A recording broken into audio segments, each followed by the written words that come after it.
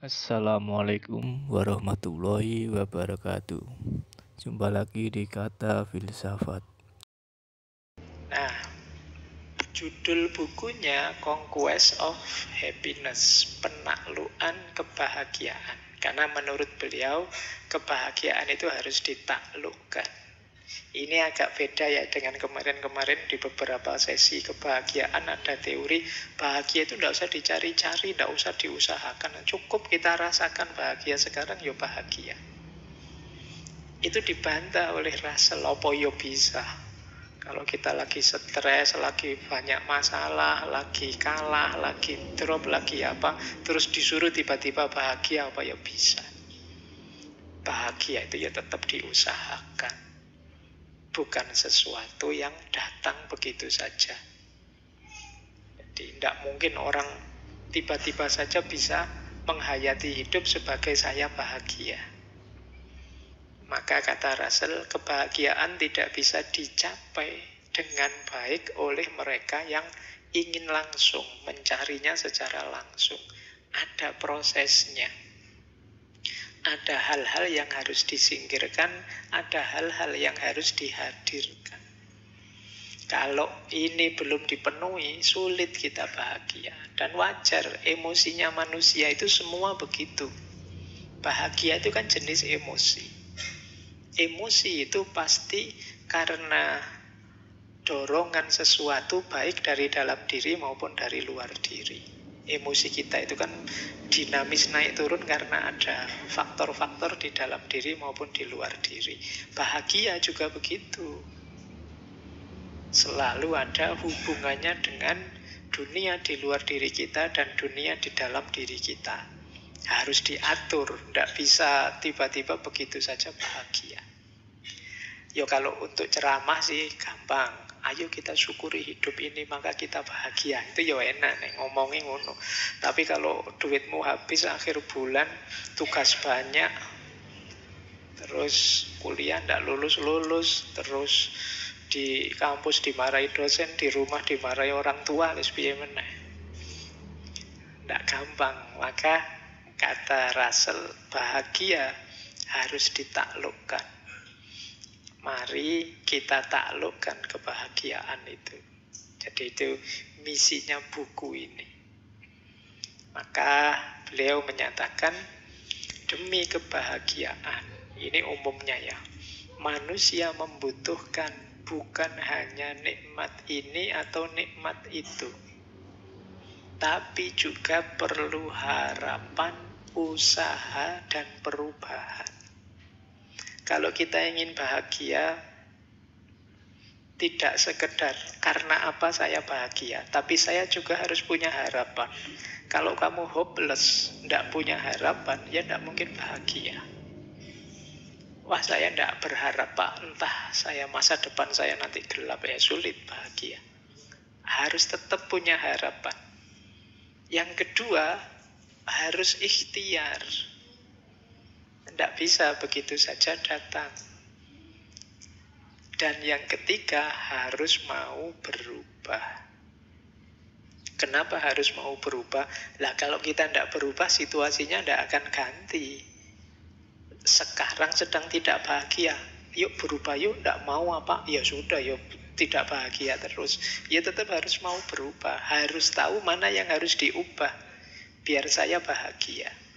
Ikhtiar tadi dalam rangka mengupayakan menemukan apa yang harus diubah. Karena sekarang saya tidak bahagia, besok saya harus bahagia, berarti harus ada yang diubah. Tapi ikhtiar untuk perubahan tidak ada gunanya kalau kita tidak punya harapan. Jadi kalau kita tidak berharap, apa ya kita mau berikhtiar secara semangat. Kalau kita hopeless kan tidak mau ngapa-ngapain sudah. Jadi kuncinya 3, harapan, upaya, dan berubah. Disitulah nanti kita bisa bahagia. Baik, saya lanjutkan. Nah, ini kan teorinya gampang-gampang kan. Kita lanjutkan ya. Terus kita mulai penjelajahan kita untuk memahami apa sih yang membuat tidak bahagia. Nanti banyak sekali. Kita urai satu-satu. Yang pertama, ini menarik. Istilahnya Russell, kepribadian Byronic. Byronic ini bukan istilah aneh-aneh sih. Byronic itu nama seorang penyair romantik Inggris. Namanya Lord Byron. Itu puisi-puisinya biasanya cirinya melankolis, dramatis, sedih, sepi. Itu Byron. Nah, individu yang berciri Byron itu individu yang senengannya menyendiri, sukanya merenung. Memang dia milih hidup untuk tidak bahagia, biar bisa punya puisi banyak. Lah ya loh. Kalau hidupmu ceria, seneng saja kan tidak jadi puisi.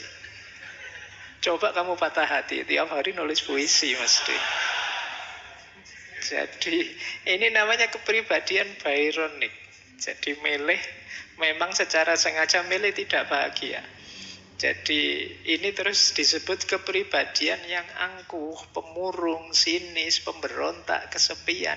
Itu sengaja seperti ini dia, biar vitalitas hidupnya terjaga bagi orang-orang ini. Misalnya orang yang sudah terlanjur menegakkan dirinya jadi orang yang kritis misalnya. Tiap hari harus mengkritisi apa saja, dan itu berat. Ya tapi ya itu pilihannya. Dia memaksa dirinya untuk begitu terus. Dia memaksa dirinya misalnya, saya adalah master of nyinyir. Wah, tiap hari nyinyir terus. Itu kan berat. Itu membuatmu tidak bahagia. Kamu mewajibkan dirimu untuk sesuatu yang seharusnya tidak begitu. Kamu memilih ketidakbahagiaan sendiri. Ya mungkin demi identitas, mungkin demi nama, mungkin demi apa saja. Yang ini oleh Russell disebut kepribadian Byronic. Orang-orang yang memang pribadinya seperti orang yang anti kebahagiaan. Jadi mereka ini pinginnya ya seperti situasi yang mereka inginkan. Ingin murung terus, ingin kesepian terus. Karena saat kesepian dan murung, Lord Byron ini bisa nulis puisi yang indah-indah. Mungkin kalian pengen niru Laila Majnun. Wah, saya pengen kayak Majnun, Pak. Terus kamu gayamu kemana-mana kayak orang gelandangan, kayak itu. Terus dari situ bisa bikin puisi saya, Pak. Ada orang yang kepribadiannya begini. Yang kata Russell, ini orang milih susah. Dan di buku itu disebut, jangan deket-deket dengan orang kayak gini, bisa nular. Ya karena kepribadian itu kan bisa menular. Kalau kamu punya teman pemarah, ya kamu mudah marah. Nah, kalau kamu punya teman pemurung, ya kamu mudah murung juga.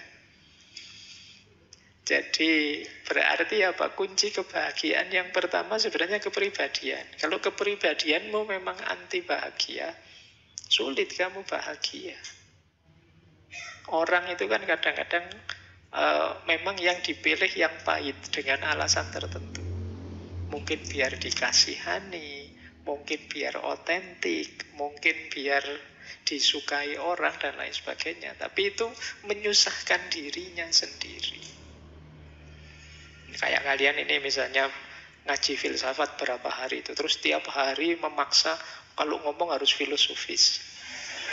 Wah, disuruh bahas apa-apa sedikit-dikit filosofis. Kamu nyusahi dirimu sendiri. Ya kalau pas bisa filosofis saja. Kalau tidak bisa ya tidak usah. Secukupnya saja. Itu lebih nyaman. Jadi ini yang disebut kepribadian Byronic. Kepribadian seperti ini ya sulit untuk bisa bahagia seperti penyair tadi. Kata Russell, kecuali engkau seorang Byronic, engkau akan berusaha menghindar berada di dekat orang-orang yang senang dengan ketidakbahagiaan. Karena sifat negatif mereka mungkin akan menular kepadamu. Ada quote yang menarik tentang kepribadian Byronic itu. Kata Russell begini, orang yang tidak bahagia itu seperti seorang pria yang kurang tidur. selalu bangga dengan kenyataan. Ini kamu harus mikir memahami quotes ini. Orang kurang tidur itu kan biasanya orang sibuk, pekerjaannya banyak, tidak sempat ada waktu untuk istirahat, untuk santai. Loh, orang seperti ini tuh loh kan banyak yang membanggakan hidupnya. Saya loh orang sibuk, kalau diajak apa-apa, wah sibuk aku. Wah sibuk aku kan ngono. Jadi kayak kurang tidur. Nah, toh begitu itu kan menunjukkan dia tidak bahagia karena capek, karena lelah. Waktu yang lain santai-santai, dia tegang, dia kerja. Tapi itu pun dia membanggakan fakta hidupnya, kenyataan hidupnya. Padahal dia lelah. Jadi dia itu tidak bahagia sebenarnya. Tapi toh begitu dia bangga dengan kenyataan dirinya yang tidak bahagia. Nah, jadi orang tidak bahagia itu seperti laki-laki yang kurang tidur. Dia selalu membanggakan kenyataan hidupnya. Padahal yang dia banggakan itu orang lain melihatnya kasihan. Sampean kerja keras mati-matian jungkir balik buat apa? Tidak bahagia. Lu biar saya bahagia, tapi kerjanya sendiri tidak membuat bahagia. Itu pun dia banggakan fakta hidupnya. Nah, ini salah satu quote yang berhubungan dengan jenis kepribadian Byron tadi. Kalau kalian ingin bahagia, kalau punya mindset seperti ini harus diubah. Hidupmu tidak santai, tidak nyaman. Meskipun kamu tutup-tutupi dengan ideologi, idealisme, macam-macam, kamu kasih alasan, daki-daki, intinya kamu tidak bahagia. Kan itu saja. Kan tidak penting alasan itu. Yang penting kan kamu yang menjalani dan merasakannya. Baik, lanjut ya. Yang kedua, ini juga bikin masalah. Kalian tidak akan bahagia kalau mindsetmu adalah kompetisi, persaingan. Gara-gara persaingan ini kan kalian lupa waktu, bekerja terlalu keras, mengabaikan hal kecil sederhana biar bisa menang. Kalian selalu lirik kiri, lirik kanan, jangan-jangan ada yang lebih hebat dari saya. Jangan-jangan ada yang lebih pintar dari saya. Jangan-jangan ada yang lebih ganteng dari saya. Sudah. Kuliah hari pertama toleh-toleh yang kamu incer, ini yang pintar, lebih pintar dari saya mana ya? Yang lebih ganteng dari saya mana ya? Logikamu selalu logika persaingan.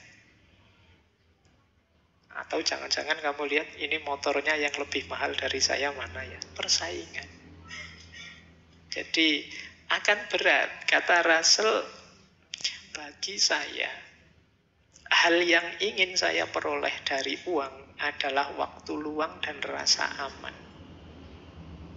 Namun apa yang diinginkan oleh manusia modern pada umumnya adalah mendapatkan lebih banyak uang dengan maksud untuk menyombongkan diri, kemegahan, dan lebih menonjol dibandingkan orang-orang yang selama ini setara dengannya.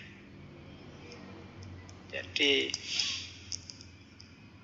sebenarnya kita itu kerja secukupnya ya cukup untuk memenuhi hidup kita. Tapi karena logika persaingan tadi, saya harus lebih dari yang lain, saya harus yang paling menonjol, maka kita jadinya habis-habisan. Energi kita terserap ke sana dan hidup kita sangat lelah, capek.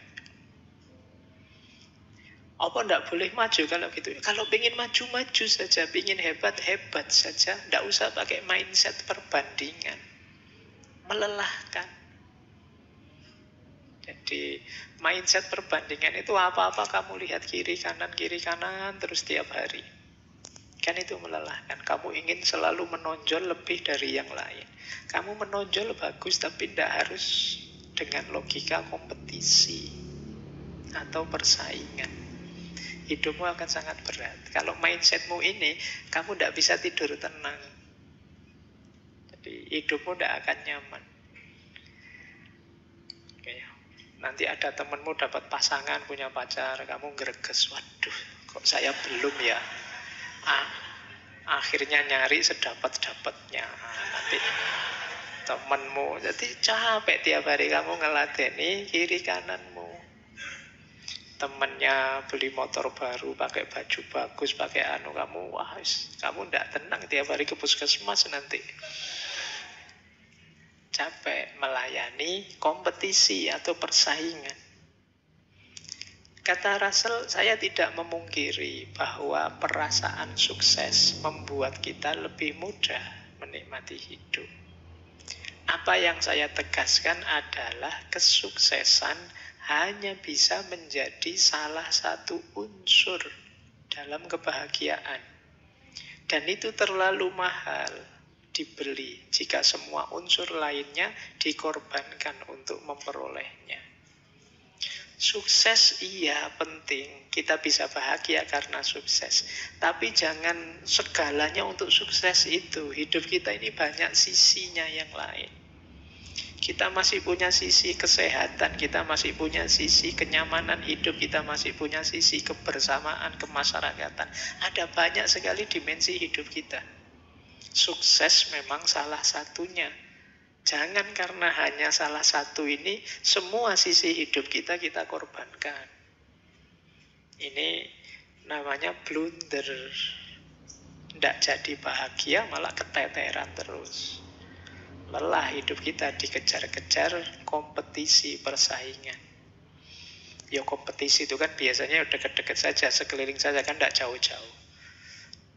Meskipun misalnya Pak Presiden hebat, tapi sampean kan tidak akan berkompetisi dengan Pak Presiden, kompetisinya sama mahasiswa. Makanya kata Russell, dia punya quote yang menarik sekali. Kata dia, seorang pemulung tidak akan berkompetisi dengan jutawan, karena dia tidak akan iri. Yang dia iri siapa? Pemulung yang lain yang lebih sukses dari dirinya. Kalian mahasiswa itu tidak mungkin iri sama dosen. Irinya sama siapa? Sama sesama mahasiswa. Kompetisinya juga begitu. Itu yang bikin capek. Oke ya, boleh kalian maju, boleh kalian hebat, boleh kalian luar biasa, tapi jangan ditempuh dengan mindset kompetisi. Ini menarik ya. Kalau di peradaban barat itu kan selalu logiknya ingin progres. Yang itu kadang demi progres ini dia harus paling nomor satu, paling menonjol, paling hebat dari yang lain. Loh, hebat tidak apa-apa, tapi kalimat dari yang lain itu akan memberatimu. Oke, jadi yang kedua ini ya, hati-hati dengan cara berpikir kompetisi atau persaingan. Ya kecuali kamu pas lagi lomba, itu beda lagi. Nanti kamu main sepak bola, saya tidak mau kompetisi Pak, berat.